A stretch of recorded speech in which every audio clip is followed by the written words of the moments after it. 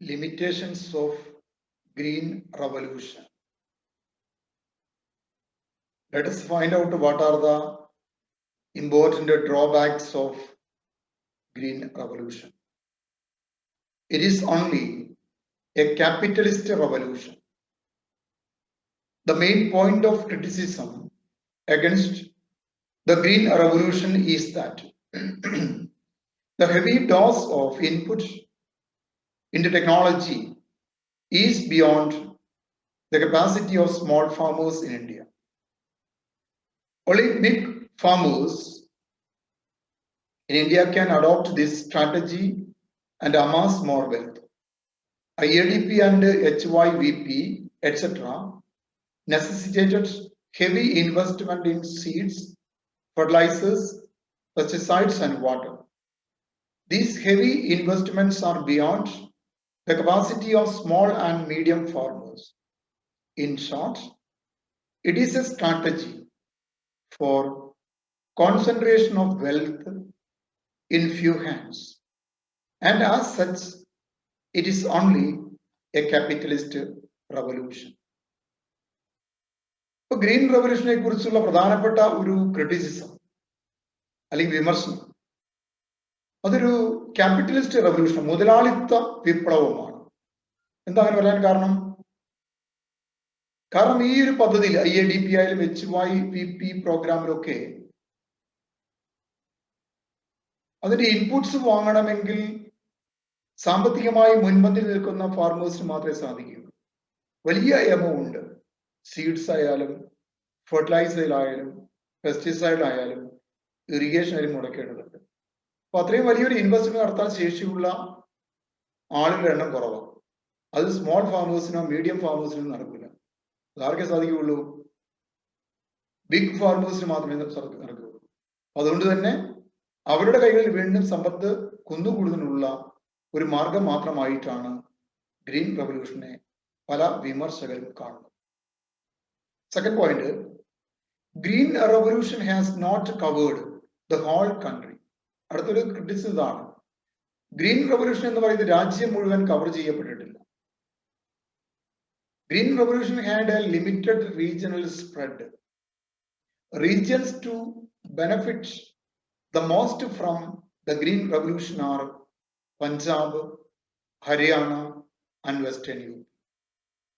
രാജ്യത്തിന്റെ ചെറിയൊരു ഭാഗത്ത് മാത്രമേ ഗ്രീൻ റവല്യൂഷൻ എന്ന് പറയുന്ന വിപ്ലവം ഉണ്ടായിട്ടുള്ളൂ. പ്രത്യേകിച്ച് പറഞ്ഞു കഴിഞ്ഞാൽ പഞ്ചാബിലും ഹരിയാനയും അതുപോലെ വെസ്റ്റേൺ UP-യിൽ മാത്രമായി ഒതുങ്ങിക്കൂടുന്നതാണ് ഗ്രീൻ റവല്യൂഷൻ എന്ന് പറയുന്നത്. അതുകൊണ്ട് തന്നെ എന്താ, അത് രാജ്യത്ത് ഇന്ത്യ രാജ്യത്തിന്റെ നേട്ടമായി കാണാൻ കഴിയില്ല, പ്രാദേശികമായ ചില നേട്ടങ്ങൾ മാത്രമായിട്ട് നമുക്ക് കാണാൻ സാധിക്കുള്ളൂ. Third one, green revolution has affected only a few crops. മറ്റൊരു ക്രിറ്റിസിസം, അത് ചെറിയൊരു രാജ്യത്തിന്റെ ചെറിയ ഭാഗത്തെ മാത്രമേ സ്വാധീനിച്ചു എന്ന് പറയുന്നതോടൊപ്പം തന്നെ ഏതാനും ചില വിളകളുടെ കേസിൽ മാത്രമേ ഗ്രീൻ റവല്യൂഷൻ നമുക്ക് അറ്റൈൻ ചെയ്യാൻ സാധിച്ചിട്ടുള്ളൂ. ഏതാനും ചില വിളകളുടെ കേസിൽ മാത്രം. The agrarian revolution initiated by the new strategy is limited to wheat, maize and bajra. വീറ്റും മെയ്സും bajra, ഈ മൂന്ന് കേസിലാണ് പ്രധാനമായും ഗ്രീൻ റവല്യൂഷൻ ഉണ്ടായത്. മറ്റുള്ള ഉൽപ്പന്നങ്ങളുടെ കേസിൽ അത്രമാത്രം കണ്ടുള്ള ഒരു മാറ്റം ഉണ്ടായിട്ടില്ല നമുക്ക് കാണാനായിട്ട് കഴിയില്ല. Fourth one, displacement of labour.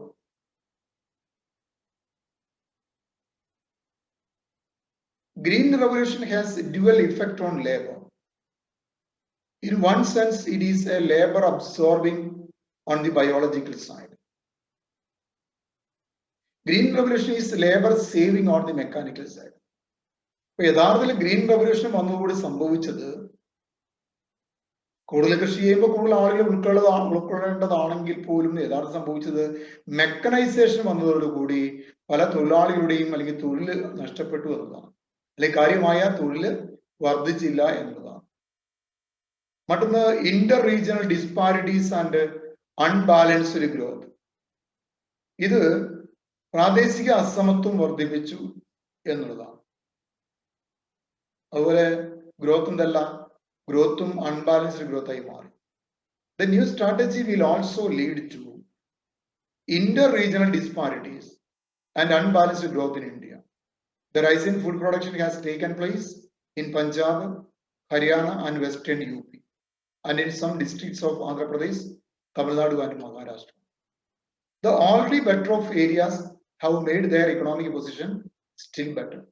This has initiated a process of unbalanced growth in India.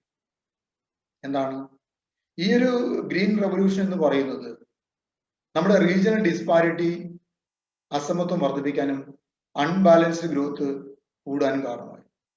കാരണം നമുക്കറിയാം ഭക്ഷ്യധാന്യ ഉൽപാദനങ്ങളുടെ വർധനവ് എവിടെയൊക്കെ ഉണ്ടായത്? ആന്ധ്രാപ്രദേശിലും ഹരിയാനയിലും വെസ്റ്റേൺ യു പിയിലും, അതുപോലെ ചില ആന്ധ്രാപ്രദേശിന്റെയും തമിഴ്നാടിന്റെയും മഹാരാഷ്ട്ര ചില ജില്ലകളിൽ മാത്രമാണ്. അപ്പൊ ഈ സംസ്ഥാനങ്ങളൊക്കെ തന്നെ ഏകദേശം എന്താണ് നേരത്തെ തന്നെ സാമ്പത്തികമായി മുൻപന്തിൽ നിൽക്കുന്ന സംസ്ഥാനങ്ങളാണ്. അതുകൊണ്ട് സാമ്പത്തികമായി മുൻപന്തിൽ നിൽക്കുന്ന സംസ്ഥാനങ്ങൾക്ക് ഒന്നുകൂടി സാമ്പത്തികമായി മുന്നോട്ട് കയറുവാനും അത് രാജ്യത്തെ അൺബാലൻസ്ഡ് ഗ്രോത്ത് വർദ്ധിക്കുവാനും കാരണമായിട്ടുണ്ട്. നെക്സ്റ്റ് വൺ ഇൻസ്റ്റിറ്റ്യൂഷണൽ റിഫോംസ് ആണ്. Without institutional reforms the program may do more harm according to some economist. ചില ഇക്കോണമിസ്റ്റ് പറയുന്നു എന്താണ്, ഇൻസ്റ്റിറ്റ്യൂഷണൽ റിഫോംസ് ഇല്ലാതെ ഉണ്ടാവുന്ന ഏതൊരു പരിപാടിയും ഗുണത്തെക്കാൾ കൂടുതൽ ദോഷം ചെയ്യും. So some economists have severely criticized that without proper institutional reforms in land, the new strategy may do more harm than good. അപ്പം ലാൻഡ് റിഫോംസിൽ കാര്യമായ മാറ്റങ്ങൾ വരുത്താതെ, അതിന്റെ ഓണർഷിപ്പ് പാറ്റേണിൽ കാര്യമായ മാറ്റങ്ങൾ വരുത്താതെ ഇത്തരത്തിലുള്ള ഏതൊരു പരിഷ്കാരവും ഗുണത്തെക്കാൾ കൂടുതൽ ദോഷമേ ഉണ്ടാകുകയുള്ളൂ. The bulk of peasant population does not enjoy ownership rights. അല്ലെ, ഭൂരിഭാഗം വരുന്ന പെസൻസും കൃഷിക്കാർക്കും അല്ലെങ്കിൽ അഗ്രികൾച്ചർ ലേബേഴ്സിനും എന്താണ്, അവർക്ക് ഓണർഷിപ്പ് റൈറ്റ് ഇല്ല. Besides we have failed to provide even fixity of tenure and the large scale evictions have already taken place. അവരുടെ തൊഴിലിന് ഉറപ്പ് കൊടുക്കുവാനോ അവരുടെ കൃഷി എന്ന് പറയുന്നത് എന്താണ് അവിടെ ചെയ്യാനുള്ള അവർക്കൊരു സ്ഥിരമായി ചെയ്യാനുള്ള സാഹചര്യം ഒരുക്കാൻ നമ്മൾ സാധിച്ചിട്ടില്ല. ഒരുപാട് ആളുകളെ കൃഷിയിൽ നിന്ന് പുറത്താക്കിയിട്ടുണ്ട്.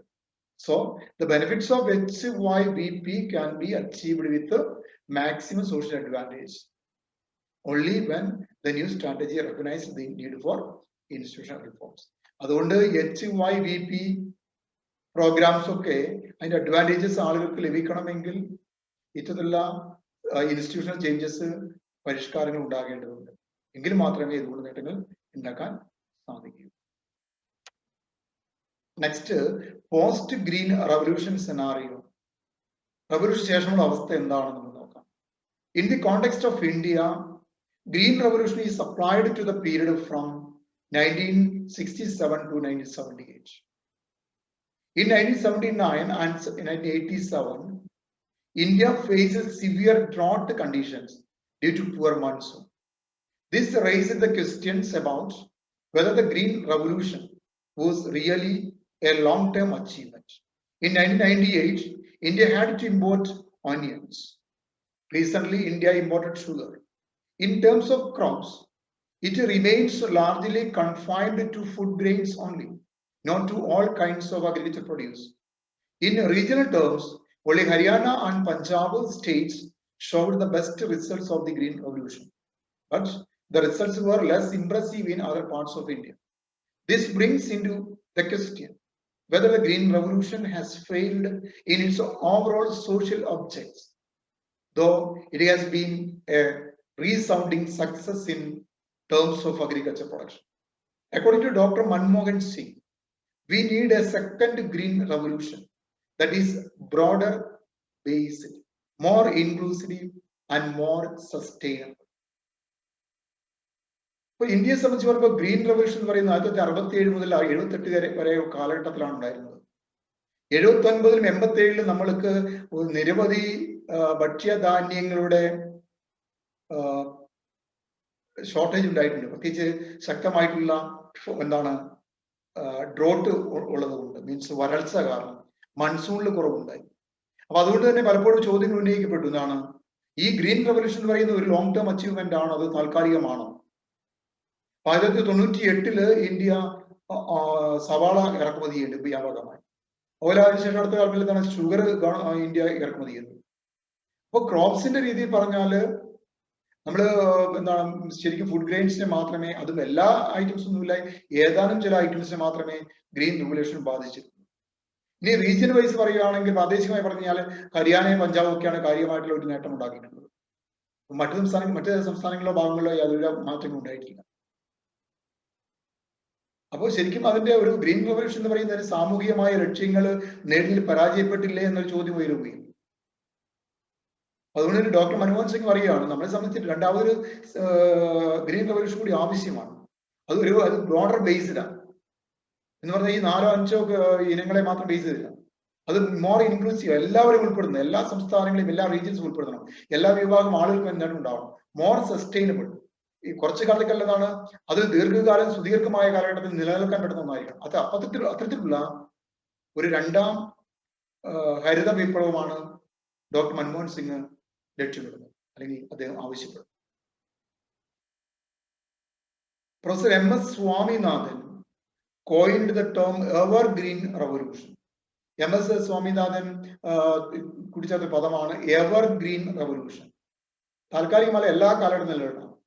The aim of this new trust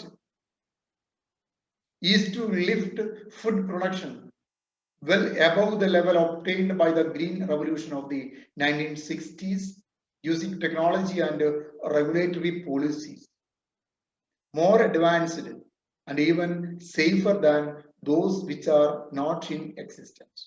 Swaminathan പറയുന്നതാണ് എവർ ഗ്രീൻ റെവല്യൂഷൻ വേണം. എങ്ങനെ ഉണ്ടാകാൻ പറ്റുക?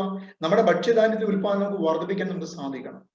ഗ്രീൻ 60കളിലെ ഗ്രീൻ റെവല്യൂഷനിലൂടെ നേടിയതിനേക്കാൾ വലിയ നേട്ടം, അതുവരെ നമ്മൾ ഉപയോഗിക്കാത്ത ടെക്നോളജി ഉപയോഗിക്കണം, നിലവിലില്ലാത്ത ടെക്നോളജീസ് ഉപയോഗിച്ചുകൊണ്ട് നമ്മൾ അത് വർദ്ധിപ്പിക്കുക. So analysis made by M.S. Swaminathan Research Foundation indicates that the Punjab, Haryana region may become food insecure in another 20 years.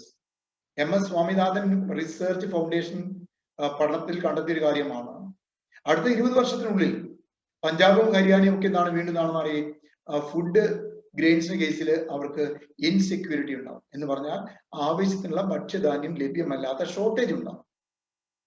So Professor Swaminathan suggested some measures to realize the dream of evergreen revolution, like integrated attention to the components of food security, new genetics, finding common in international goals. അതിനുവേണ്ടി എന്താണ് അദ്ദേഹം മുന്നോട്ട് വയ്ക്കുന്ന ചില 1-2 നിർദ്ദേശങ്ങൾ. ഒന്ന്, integrated attention to the components of food സെക്യൂരിറ്റിയാണ്. ഭക്ഷ്യസുരക്ഷയെ ലക്ഷ്യമിട്ടുള്ള സമഗ്രമായ ശ്രമങ്ങൾ ഉണ്ടാവണം. മറ്റൊന്ന്, പുതിയ ജെനറ്റിക്സ് ഉപയോഗിക്കുക.